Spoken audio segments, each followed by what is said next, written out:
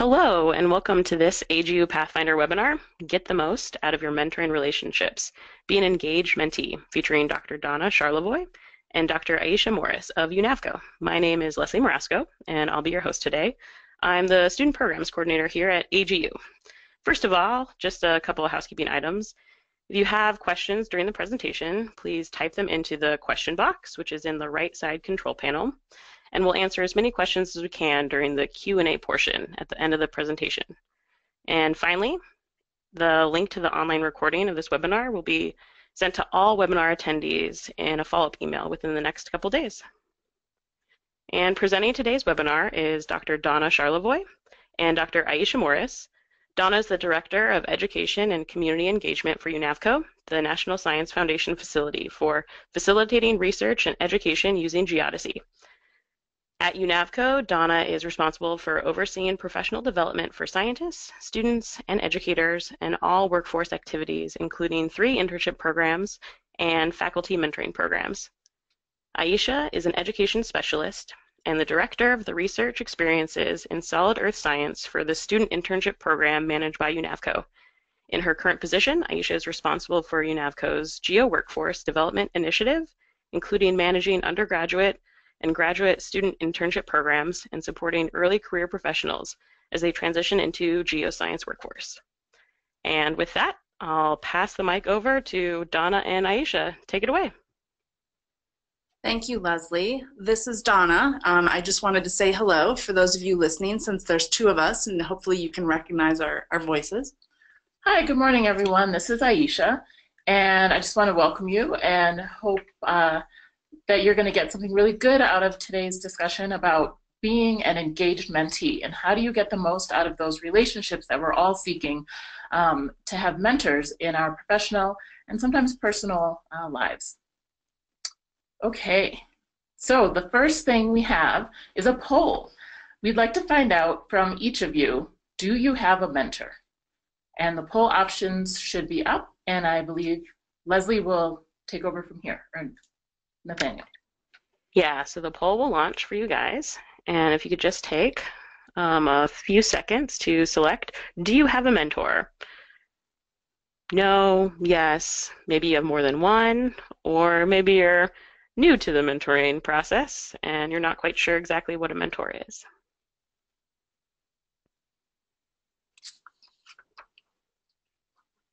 And make your final selection in 3, 2, and 1. All right, so it looks like the majority do have a mentor at 40%, and 35% of you said that you actually have more than one mentor, which is great. 25% of you say that you do not have a mentor, and 10%, a couple people, don't actually know what a mentor is. So you are in the right place. Excellent. Do I need to start the slideshow over again? All right, great. So it sounds like you guys are looking for how to engage your mentor and be effectively mentored by the people in your lives. So this is good to know as we move forward. Okay, so before we really dive into the nitty-gritty, first we want to talk about what mentoring actually is. And what it is it's not specifically defined in a lot of places. It's not consistent, it's pretty broadly defined, but in general, mentoring is when a more experienced person helps guide a less experienced person in reaching their potential. And the Pathways to Science website run by the Institute for Broadening Participation states that mentoring is about helping a mentee develop social capital in an environment where they have the resources and support to develop technical and intellectual capital. What is social capital? So that's an excellent question, Aisha. So some of you may have heard of social capital, and it's an easy way to think about capital is kind of like a currency. So it refers to, it's something that you can acquire, and you could think of also spending it. And so networking, meeting people, understanding how things work are all examples of social capital. And social capital is really how people gain access and that's primarily done through social connections. So, as we're talking about being a mentee and engaging with mentors, things that hopefully you'll keep in the back of your mind is how those relationships that you develop will help you navigate through your academics and into your career or early career. And the other thing that we want to really point out is that mentors are people or individuals who are really genuinely interested in your growth and success. Great, thanks. So now that you have a slightly better idea of what a mentor is and what mentoring is, we have another poll for you. Why might you want to have a mentor?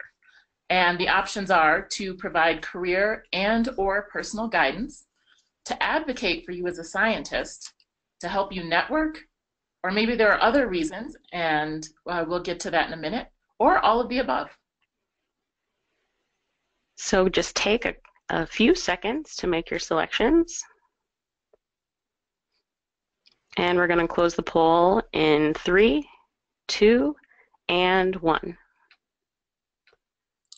All right, it looks like all of the above. Overwhelmingly, 75% thought that all of these reasons might be why you would want to have a mentor. The next highest is to provide career and or personal guidance. And 4% thought that to advocate for you as a scientist. Nobody thought that it could help having a mentor to expand your network, and nobody selected other. Okay, great, thank you. All right, well, that is an interesting result. So we're going to go to talk to you a little bit now about some of the benefits of mentoring, and so this will come back to that poll result that we just saw. So these are benefits that have been documented by different sources, and you can see some of the sources down in the bottom left of your screen. So what research has shown is that students who have mentoring relationships are actually found to have higher GPAs. So statistically, having a mentoring relationship will help you be more academically or achieve better academically. Students who have mentoring relationships are also found to have a higher likelihood of graduation. You can probably see how that ties to having a higher GPA as well. And the students are also more productive in research activity and publishing, as well as being more efficient getting through graduate school and having a more robust toolbox for navigating the academic environment in other situations. So this suite of benefits that you get from mentoring, having a mentor, is actually very focused on the academic benefits. Those aren't the only ones that you get. You can, going to graduate school is fantastic, and being productive in research is excellent, but there are also just general benefits that you get from being mentored. So some of those additional benefits are developing bigger networks. So I mentioned before that we were going to come back to that poll result. It seems like no one really thought that having a mentor was specifically going to benefit you by having a bigger network. I do see that a lot of people selected all of the above, 75%. So that is one of the benefits that you get from having a mentoring relationship.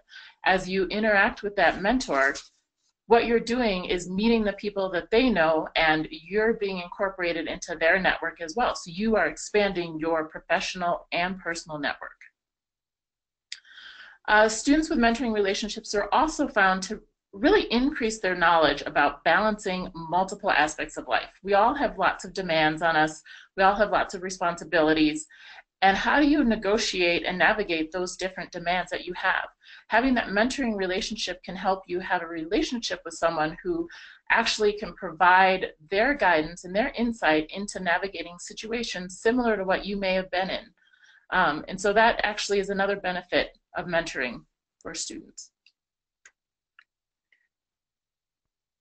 Okay, so another benefit for students, or just anyone who's being mentored, is that you often show enhanced professional skill development. So again, mentoring is someone who's more established and more experienced helping someone who is less experienced in a given situation or position or or career situation. So when you're being mentored by someone who has more experience, they help you develop those professional skills, and they help you identify what professional skills will be beneficial for that particular situation. And in general, students who have mentoring relationships are also found to just be happier in the field. And we all would like to be happier in our work and in what we're doing and be more satisfied with what our situations are. And so this is another great benefit of having a mentoring relationship. Something else that we all want is to be successful in finding jobs or finding a career placement. And this is another benefit for students who engage in mentoring, in strong, effective mentoring relationships. And the big one, I should have put dollar signs next to this, is that students who are in mentoring relationships are also found to have higher income levels and promotion rates. The one thing that I'll add to this is that this slide is really oriented for students, but this really applies to anyone working in a professional capacity. A lot of the research that's been done on mentoring is done within universities and institutions, and so there's a lot of documented evidence that students have these benefits. But if you talk to many people, or for those of you that might be in the workforce or early career or just about to get into the workforce, this actually applies to almost everyone at every level, early career, mid-career, and having those mentoring relationships really just is an overall positive enhancement to your professional career. So that's something that's important to keep in mind. If you are a student and you're thinking, oh, this is fantastic, when you graduate, this doesn't stop. It continues on throughout your career. So keep that in the back of your mind. So as you think about mentoring relationships and different mentoring relationships you have in your life, because 35% of you said that you have more than one mentor, think about the spectrum of formality of those relationships. So this slide is just a little graphical illustration of a range of mentoring relationships, from a very unstructured, informal, we meet every once in a while, maybe touch bases, all the way to a more formalized, where you may even have signed a mentoring agreement, or it may be a mentor who has been assigned to you, or something much more formal. So there's a spectrum here. It's not a one or the other. And if you have multiple mentors, one thing to keep in mind is that you may actually have different mentors on different parts of this spectrum. So how do you decide where your mentoring relationship should fall on the spectrum? And I think this is an important part of the mentoring relationship and engaging with your mentor, in that you talk about it. You discuss how you plan to interact, and you discuss how formal you think your relationship should be.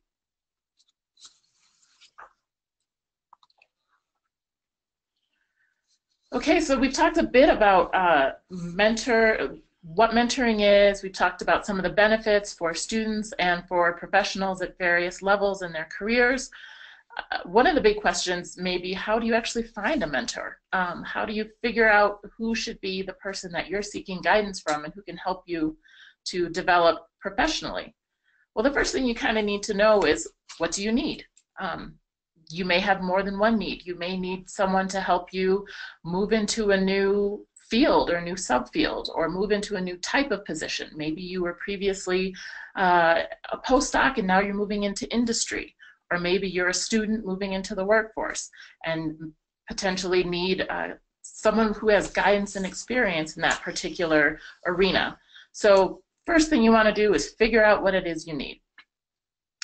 The next thing you might want to do is think about your existing network. So this is really focused on the people that you interact with, or the people that may be a degree or two away from you. So people like professors, that's an easy one if you're a student. Research supervisors, if you're conducting research in undergrad, graduate, postgrad, postdoc, wherever you are, there are people that you're interacting with. And in addition to thinking about your network, you may think about these people, but you may not be able to identify somebody who you think would be a good mentor. You should talk to your friends and fellow students, and while this slide is kind of framed that you should do these things, you should talk to others, because a lot of times those kinds of discussions uncover other opportunities that you can tap into. Okay, other people that you may want to talk to, Donna just mentioned your friends, your peers, people who might know people that you can reach out to. So you may have professional contacts, especially if you're already working in the workforce. You probably have people that you interact with professionally, and also just colleagues. So these are all people that you can talk to about what you're thinking about or what you need, and they may be able to put you in contact with someone. So once you think about someone, once you identify a potential person or persons to be a mentor, what you can do is set up a conversation. So this is not necessarily you asking them formally to be your mentor, but talking about what it is you're looking for and talking about what you hope you might be able to learn from them and the guidance that you might be able to get. So one other thing, when you're thinking about this process, it's completely fine and often very beneficial to reach out to people that maybe you haven't interacted with a lot or that you don't know very well. And if you ask for an introduction from a friend or a colleague or a professor, to say, you know, I'd really like to get to know this person a little bit more. I think they might be able to help me with this aspect of my professional development. Could you do an introduction? And then you have an easy way to set up that conversation with a potential mentor. So that's often much more effective. It's not the only way to do it, but it's much more effective than necessarily reaching out to someone that you don't know at all, which of course you can do, but if you can find someone who can make that introduction for you, it helps with developing the relationship a little more quickly. Absolutely. Absolutely. And as you start thinking about setting up those conversations, you might be thinking to yourself, what do we actually talk about when we're meeting? Well, it's very important for you, once you start talking to someone, is to really think about the goals that you have for that mentoring relationship. It's probably highly unlikely that you will have one single mentor for every aspect of your life. So you'll probably have very specific things that you're seeking in that mentoring relationship. So really think about that prior to that first meeting, and talk to the potential mentor about the goals that you would have. Once you start the mentoring relationship, it's probably really important to talk about your ideas for your career plans. And this can be, if you're an early career or an early academic student, you know, you might want to have a discussion more about what are the potential fields, what are the potential pathways. Or if you're a little bit farther along, you may be talking more about a very specific 5-year plan or something that you have as an early career person. So really think about, again, for yourself, what those ideas that you may have for career plans, and bring those to the discussion with your mentor. It's also important to talk about how the relationship should take place. Is this going to be meeting for coffee every week? Is this going to be reaching out via email once a month? Or how do you envision that relationship fitting on that spectrum of formality between very unstructured and informal to very formalized and highly structured? And then talk about that. Agree to some norms for that mentoring relationship, and agree to how you're going to interact with one another.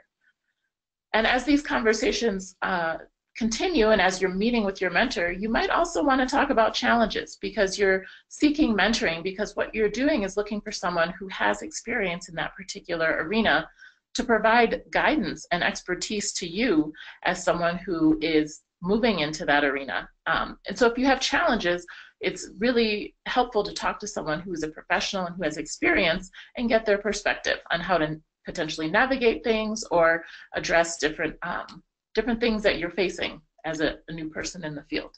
And along those lines, in addition to what Aisha just said, sometimes it's helpful to talk to a mentor about what kind of challenges they may have encountered. Because if you're new to a particular area or discipline or a particular career path, you may not have encountered those challenges yet, but having an idea of what kind of obstacles is kind of a strong word, or what kind of challenges others have run into and how they've dealt with it can actually help you prepare and mitigate encountering those same challenges. Absolutely. Learn from other people's experience. For yes, sure. yes, yes. And also, it's always nice as a mentor to hear about different opportunities and successes that you may have. So as you're discussing with your mentor some of the challenges, also talk about things that come up that may be potential opportunities for you to pursue and places for you to explore something new. And as always, successes are fantastic to hear about, because as a mentor, you want to see your mentee succeed. So make sure you share those with your mentor. The other thing that you want to keep in mind is that, we're talking pretty strictly here about you as a mentee and how you interact with your mentor, but they're friendly conversations, and you talk about life. And it's really important to keep that in mind and just share things that are going on, because sometimes things that have happened in your life or things that you've done academically or professionally that you may just mention by chance turns out to be an opportunity, because the mentor then recognizes, oh, I didn't realize you had that experience, or you might want to talk to this person. And so just developing a relationship in addition to specific goals for the mentoring relationship is really important, because the more that you interact with your mentor and the more that you share, the more those opportunities are going to pop up. Yes, absolutely. And as you're thinking about your mentors or potential other mentors, it is important to recognize that it's really, really challenging for one person to be everything as a mentor. I mean, the things that Donna and I have just discussed, that's a whole lot of stuff to talk about with one person. And so you may have different people who fill different needs. And we mentioned that earlier, that it might be worth thinking about having multiple mentors, because that can really ease the burden and really focus those relationships. And one example that we have here listed is peer and near-peer mentors. So this is something that I think everyone at every level can have. And these are people who are at a similar level, who can provide a significant level of emotional and psychological support, feedback, and personal friendship. So if you're a student, these may be people in classes, these may be your friends, these may be people in volunteer organizations or other aspects of your life. As you move through your career path, it may be people at a similar level within your organization, or even people at a similar level at other organizations. So keep in mind, you don't have to limit your potential mentors to people who are right adjacent to you. These can be people who have similar experiences in terms of career path that you can then share information with and seek support and provide support to one another.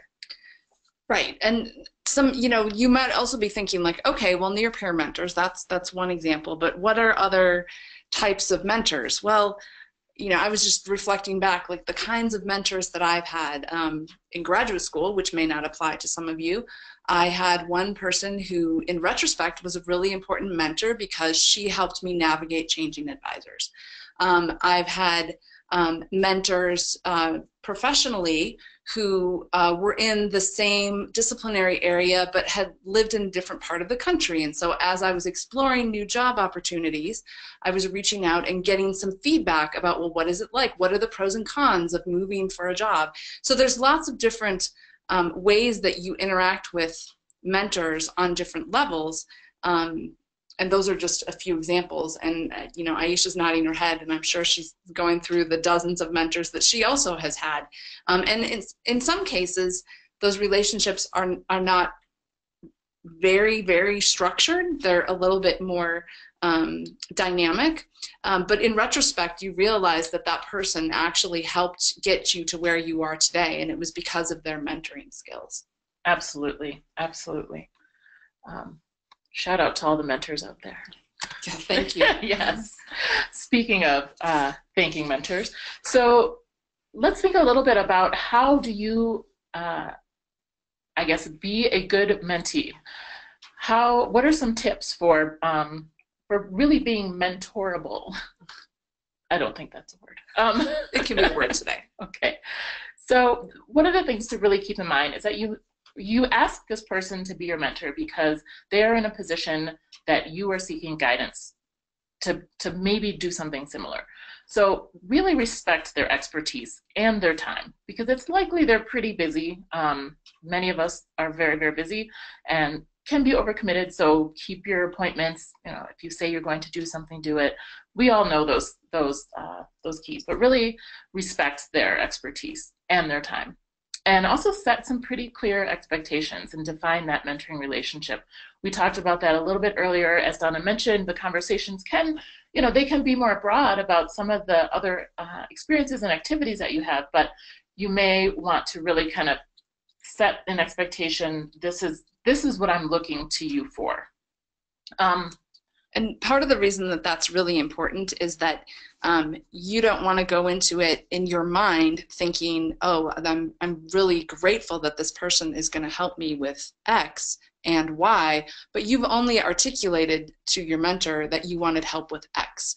And so you don't want to be in a position where 3 or 6 months down the road, you're disappointed because you feel like your expectations have not been met.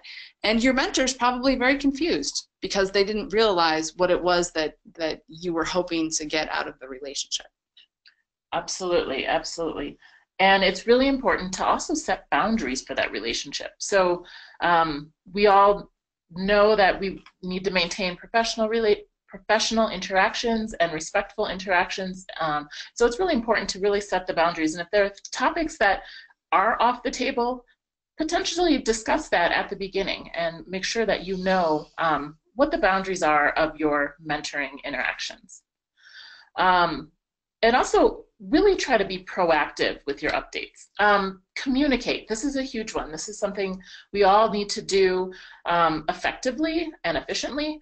So really let your mentor know what's going on. We mentioned earlier highlighting your challenges and your successes. Really share those successes, share what's going on. It's really challenging for someone to advocate for you if they don't know what's going on with you.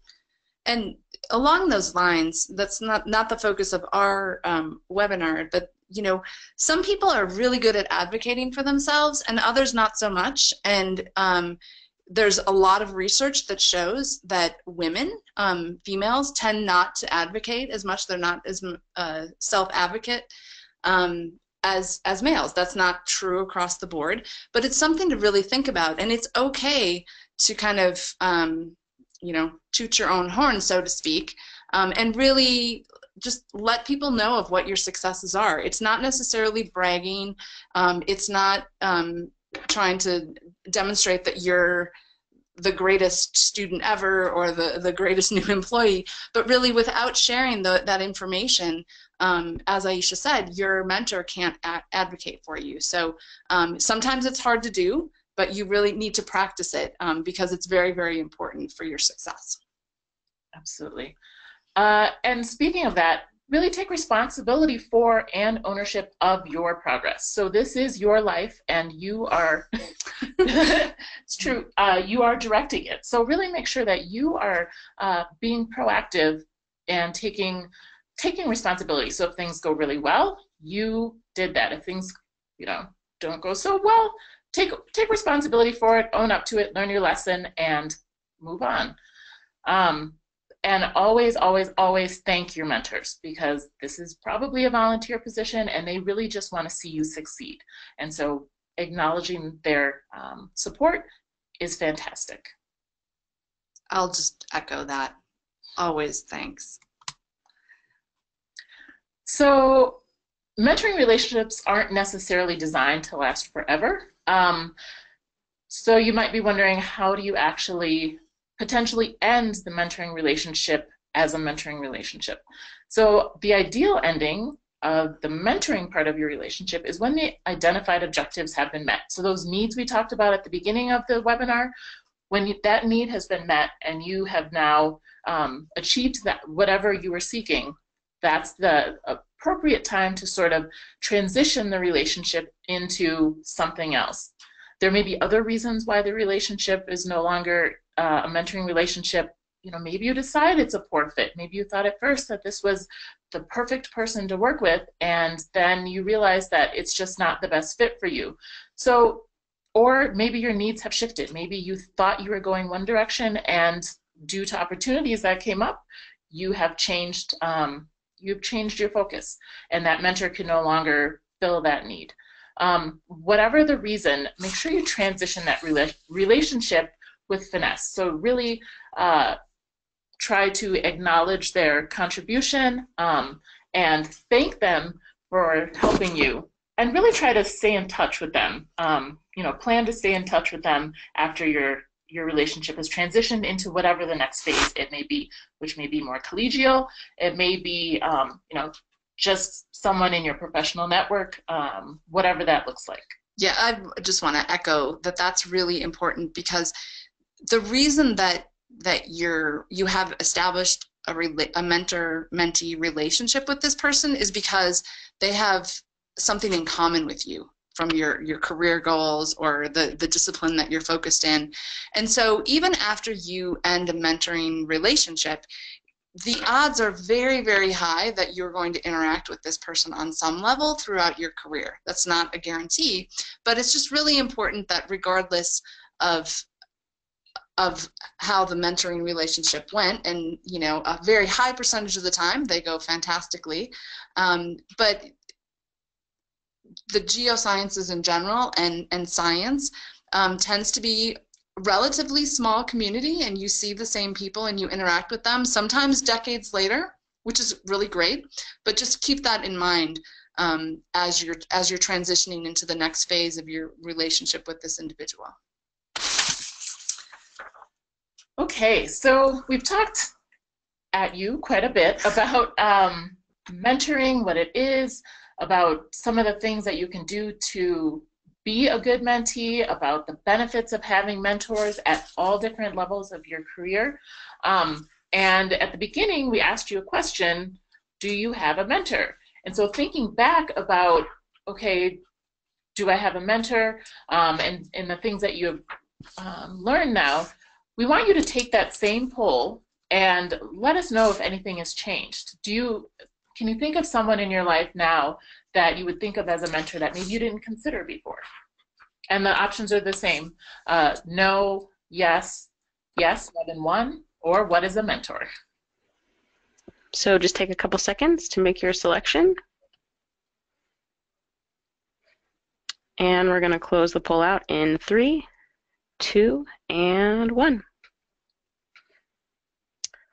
All right, it looks like we have the highest answer is yes, more than one, 68%. And 28% say yes, and 4% say no, but nobody says, what is a mentor, which is fantastic. That's fantastic. And, I'm guessing most of you didn't write down the results of the very first poll, but when we polled you the very first time and asked you, do you have a mentor, 25% responded no. And now 4% of you say, no, actually, even after this conversation, I think maybe I don't. Hopefully, you're thinking about how would I go about and get a mentor? Because you're preaching to the choir here, but there's so many benefits to having one. So Aisha, can you tell us, how do we actually do this? All right, so finding a mentor is on you, typically. We'll talk in a minute about opportunities to potentially be paired with one. But what you need to really do is take some initiative and make a plan. So some of the questions that we ask you to ask yourself are, where do you see yourself in the future? What are your goals? I mean, this is a question that you probably can't answer in about 3 seconds, but think about this and think about, where do you want to be? And when you start thinking about that, think about what professional academic area in your life is actually lacking expert guidance. So if you want to be in a specific place in the future, what are the steps you need to get there? You may not know them all, but you probably know some of the initial things that you need to do to try to get yourself to where you want to be. So as you think about what's lacking, who is someone that you actually might know or might like to know who has had success in that area that's lacking? So you may think, oh, I need to develop public speaking in front of a specific audience. So you might be able to start reaching out to your network and figure out who might be able to help you with that type of mentoring and guidance. And then how do you envision that person being able to guide you? How do you think that they can mentor you? Because again, this goes back to having that discussion about expectations and making sure you're clear about your expectations. And then this is the action item. When will you reach out to them and initiate a conversation? So set a date and really take ownership and responsibility for finding that mentor and setting up that relationship. And this probably seems obvious to some of you, but to others not so much. I think that last item about reaching out to them, you really want to think carefully about what it is that you're hoping to get from that relationship. And if you have to, write out the answers to some of these questions. Because as you approach your potential mentor, you really want to wow them that first time and say, you know, I've really thought about this. I think you can help me in these areas. I'm hoping to get this from our mentoring-mentee relationship.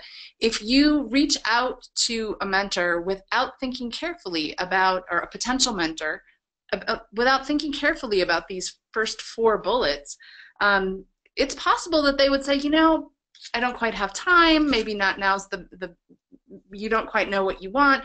So it's really important to be very thoughtful about it, and at the same time, don't let it paralyze you. As Aisha said, put a date on your calendar, work through these other questions, and then make that call or send that email. Great. So there are some formal mentoring programs that professional societies and organizations have that you could potentially take advantage of. Many of you may have heard about Mentoring 365, which is a new partnership among AGU, the Society for Exploration Geophysicists, and the Association for Women Geoscientists. And this is a program that you can actually be paired with a professional mentor and be mentored by them for 3 months and set up an interaction. So this is potentially a more formal and a virtual mentoring opportunity. And there are also mentoring programs at the fall AGU meeting, which I believe the deadline has passed, but keep that in mind. I think they may have extended it. Oh, is it extended? We'll let them okay in on that. Yeah, So, it's actually for the undergraduate mentoring program, the deadline has been extended for mentees till the 14th of November. perfect. Thank you, Leslie. And thank you. Yeah. The Geological Society of America has several mentoring programs. One that you may have heard of is the On to the Future program. That's for first-time attendees at the annual GSA meeting, and you can sign up. Deadline is typically in May, I believe, and you can be mentored at the meeting by professionals in the geosciences. And then the Earth Science Women's Network has an ongoing peer mentoring option for women, and you can get more information about that at eswnonline.org, and that is an opportunity for you to interact with peers and near peers in the geosciences. So the bottom line here is that you are not alone, and there's a lot of opportunities and frameworks and structures that you can plug into in order to navigate through, you know, your professional career or the rest of your academic program. And even if you're not sure where to start, you know, reaching out to one of these programs and just asking a question. Everyone that works in these programs wants to see people succeed in our field, and so they would be more than happy to point you to the most appropriate program or to another person. So know that there's a lot of structures in place to try to help you navigate that. And I think that we have reached our last slide, and I just want to say thank you for listening in and joining us today. All right. Thank you, guys. That was a really engaging and informative presentation. So we already have a couple great questions lined up for you guys. We're going to have a Q&A portion of this webinar now. But I have a question for the audience of everyone who's attending. If you could just raise your hand, there's a raise hand feature in the right-hand sidebar menu. If you're a participant of the undergraduate mentoring program or the Mentoring 365 program, if you could just raise your hand Oh, got some hands coming up. Great. So we have some attendees that are current mentees and they're trying to get more information, which is fantastic. You're already showing that you're an engaged mentee. Thanks for coming out today. So let's get to some questions. And again, a reminder, if you have any questions for Donna or Aisha, type them into the question box and we'll get to as many as we can before our 3 p.m. end time. So back to you, Donna and Aisha. The first question I have for you is, sometimes when you're trying to look for who to be your mentor, you want to make sure it's a good match, and it's really easy to find some of their professional skills, what their research interests are, where they went to school, what they're participating in currently as far as research is concerned, but it's also important to have a personality match. So how can you kind of do some background research about whether that person is going to be a good match for you as far as personalities are concerned? That is an excellent question and so very important. Earlier, we mentioned that sometimes when you develop a mentoring relationship, you realize that it's maybe not the best fit. And so I think this question is kind of asking, like, how do I avoid that happening? So a couple of things that we advise is reaching into your network and finding people that maybe and you've interacted with on some level, and then kind of elevating that relationship to a mentor-mentee relationship, and then talking to others within your network, your peers or other mentors or colleagues or faculty, and say, hey, do you know this person? Try to understand them on a little bit more personal level. And the third thing that you can do is when you do that initial reaching out to the mentor to talk to them, that first interaction when you're officially talking to them, you don't have to decide right at that moment that you're going to be in a mentor-mentee relationship, and you may find after sitting down and talking with them over coffee or tea that that maybe from a personality standpoint it's not the best fit.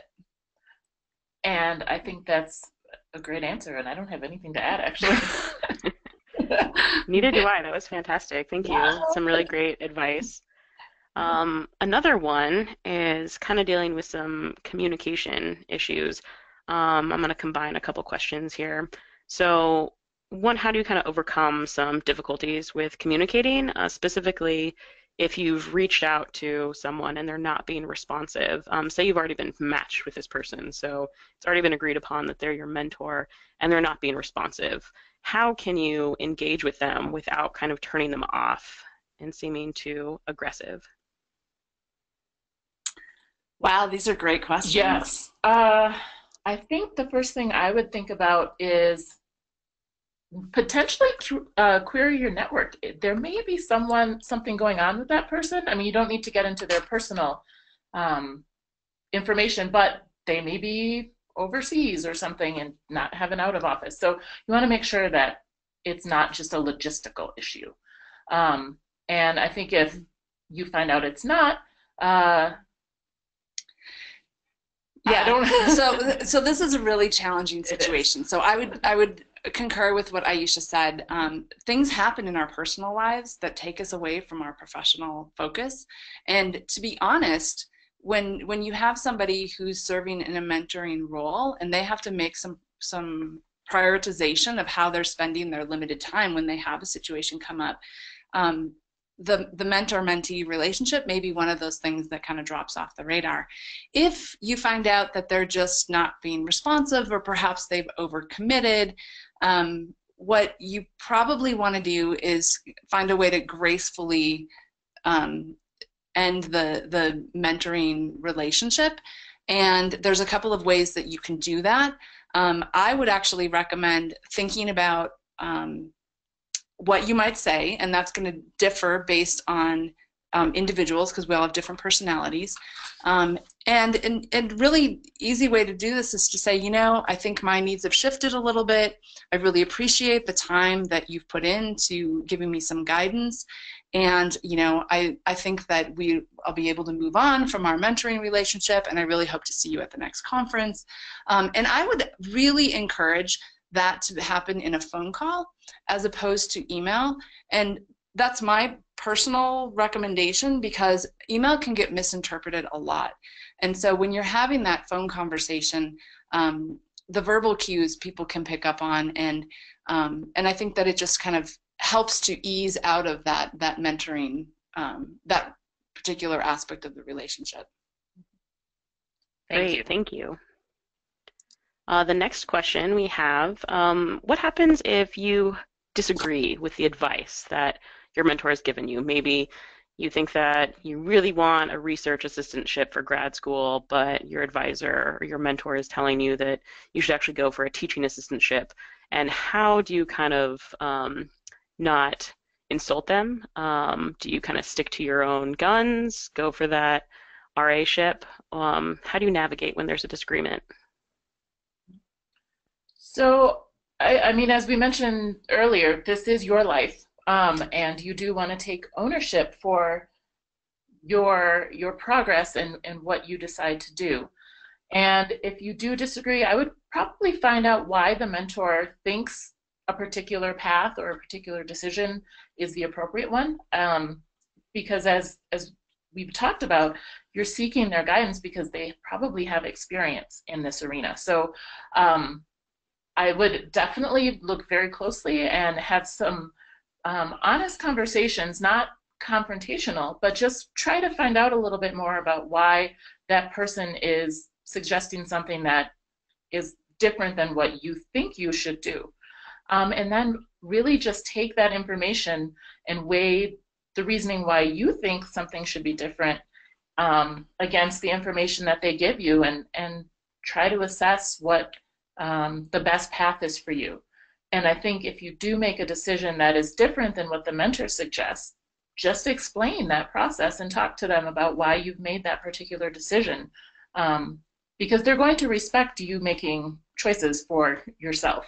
So. Exactly. And in addition to that, it's okay to talk to other individuals about that conflicting advice, and I wouldn't recommend that you frame other conversations around, well, I got this piece of advice and I'm not sure what to do, but rather asking, someone else, maybe another mentor or someone that you have a close professional relationship with, a similar question, and see, either you could ask them the same question and see what advice they give you, or even say, I'm thinking about X, but then I've been made aware of the opportunity Y, and I'm a little torn, and can you maybe help me navigate this? But then circling back up with your mentor and really explaining your rationale and thanking them for their input and advice, I think will, as Aisha said, really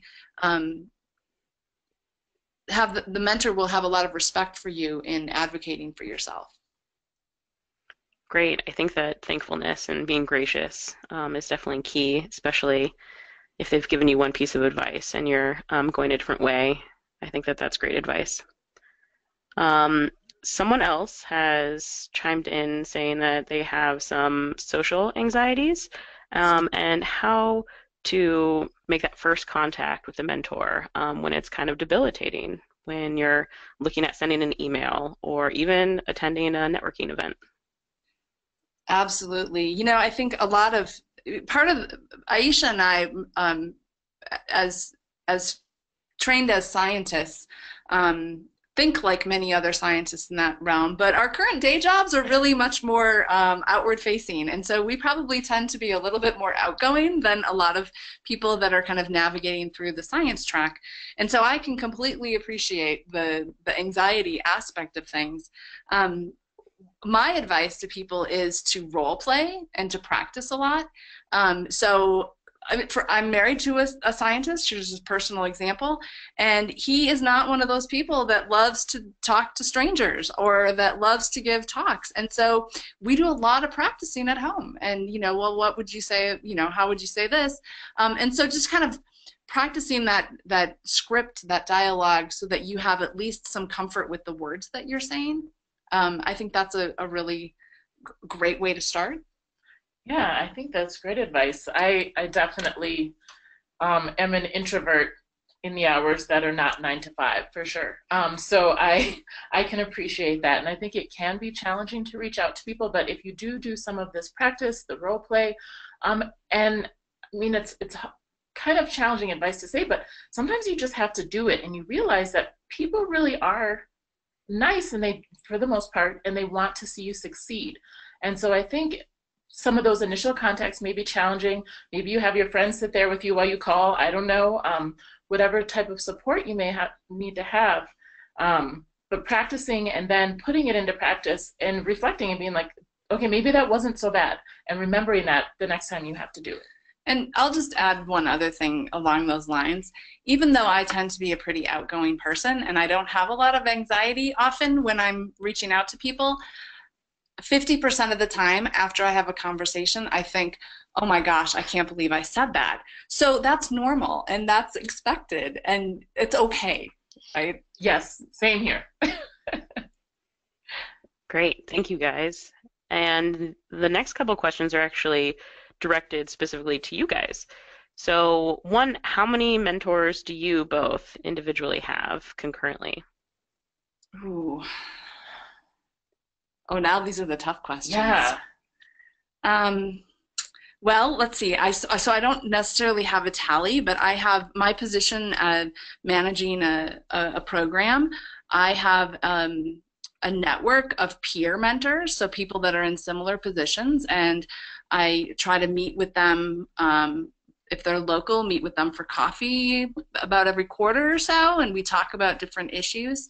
I have other mentors that I look to that are not in equivalent positions, and that's mostly for kind of career advice, navigating various difficult situations. I don't know, I'm thinking here off the top of my head, I probably have right now maybe 3 or 4.